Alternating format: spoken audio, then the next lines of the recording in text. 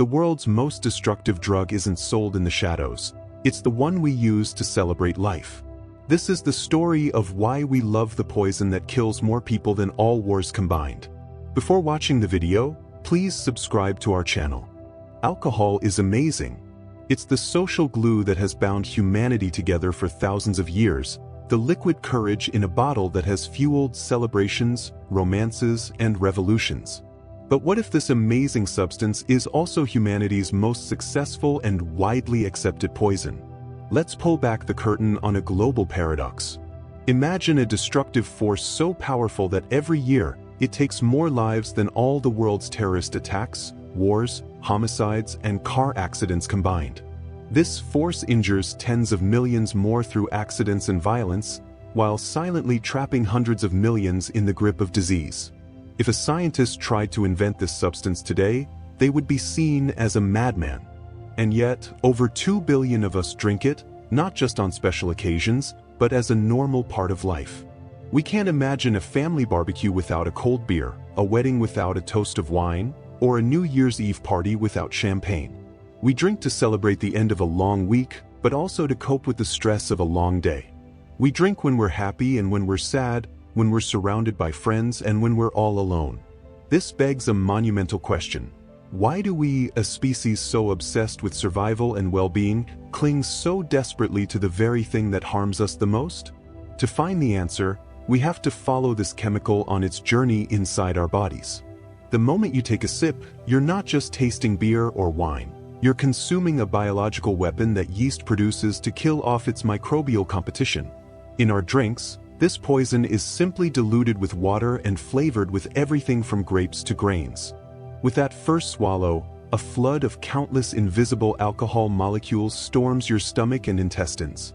From there, they launch a two-pronged attack, heading simultaneously to your brain and to your liver, the body's main security checkpoint and detox center. Your liver is a powerhouse, but it has its limits. It can only process about 1 standard drink's worth of alcohol per hour. If you drink any faster than that, your liver becomes completely overwhelmed, and an ever-growing swarm of these intoxicating molecules bypasses security and floods directly into your brain. This is where the magic and the chaos truly begins. Once inside your brain, these intruders start a complex chemical heist, hijacking your system of neurotransmitters, the messengers that control how your brain cells talk to each other. Their sabotage is so intricate that scientists are still mapping out all the details, but we know the main effects. Alcohol acts as a sedative, numbing your neurons, slowing them down, and disrupting their communication lines. This is why you feel a wave of relaxation wash over you, as tension and stress seem to melt away. At the same time, it stuns your prefrontal cortex, the responsible adult in your brain that handles decision-making and self-control. This is the part of you that says, maybe dancing on the table is a bad idea. With your inner critic silenced, you become more disinhibited, more spontaneous, and more likely to say or do things you normally wouldn't.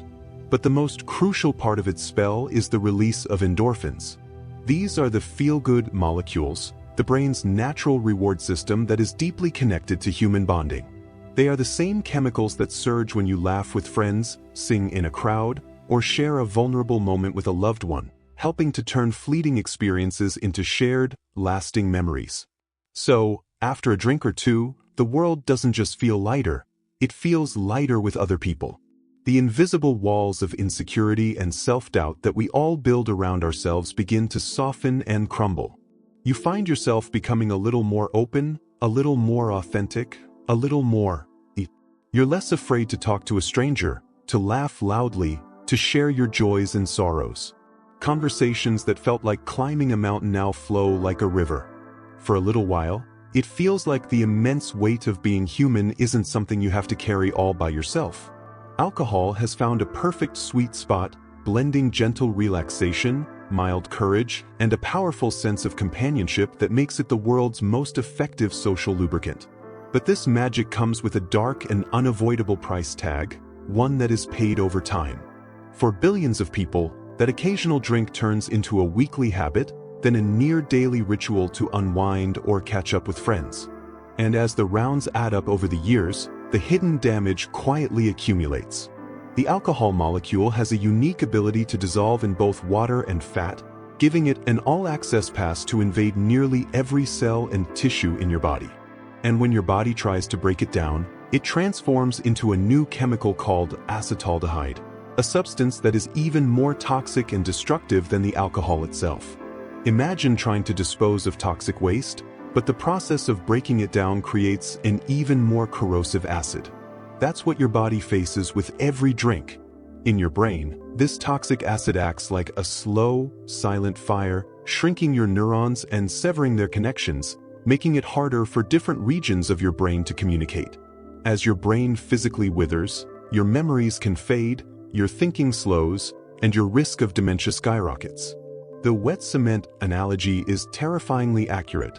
Drinking heavily in your youth, before the brain is fully developed in your mid-20s, is like taking a sledgehammer to a foundation before it has had time to set. Then there is the specter of cancer. Just as smoking relentlessly targets the lungs, alcohol launches a widespread attack on the body, being a direct cause of at least 8 types of cancer, from the mouth to the bowel, plus breast cancer in women. The risk begins to climb with an average consumption of less than 1 glass of wine per day.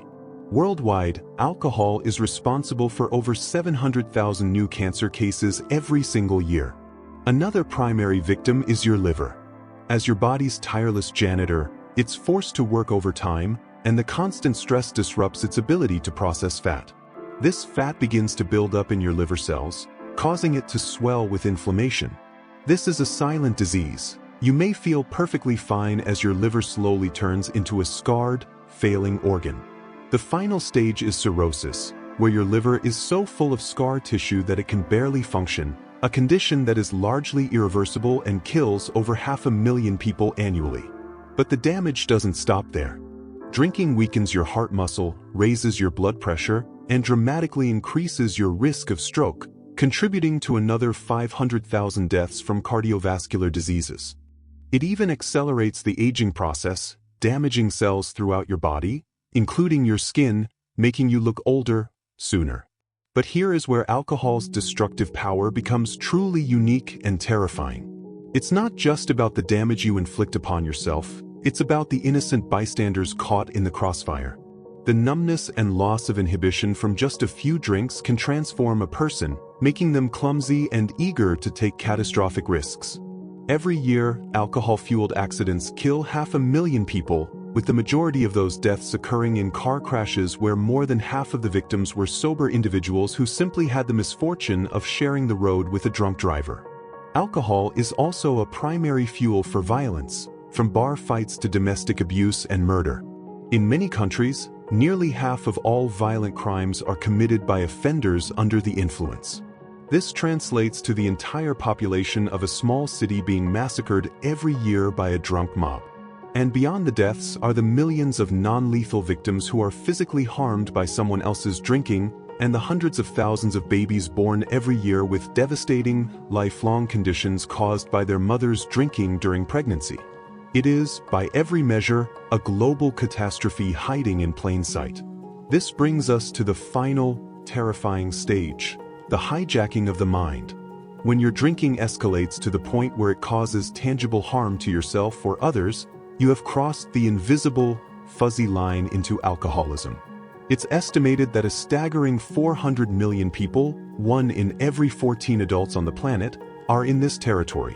The classic stereotype of an alcoholic, a homeless person on a park bench, is a dangerous lie. A US study revealed that up to half of all people with alcoholism may be high-functioning, flying completely under the radar. They are successful professionals, loving parents, and pillars of their communities. They fulfill their obligations and show no outward signs of a problem, but they are privately trapped in a cycle of dependency, needing that drink after work, at dinner, or at a party just to feel normal. No one bats an eye, because it's so deeply woven into the fabric of our culture. And that is what makes it so profoundly dangerous.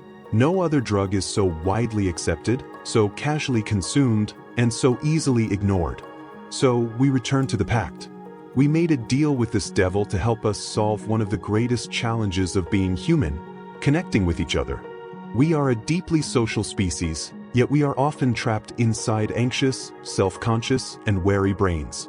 Alcohol offers a shortcut, a chemical key to temporarily unlock the confidence and closeness we all crave.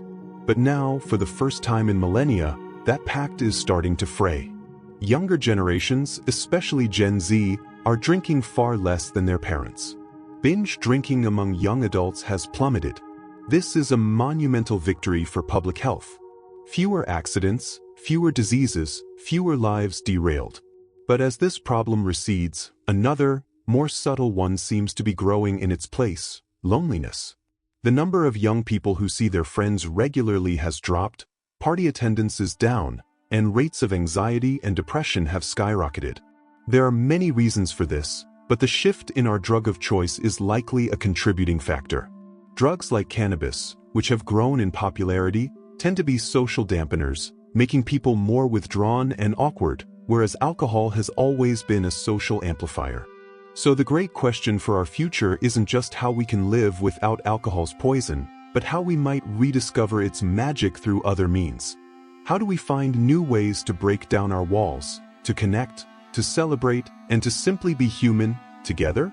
So the great question for our future isn't just how we can live without alcohol's poison, but how we might rediscover its magic through other means.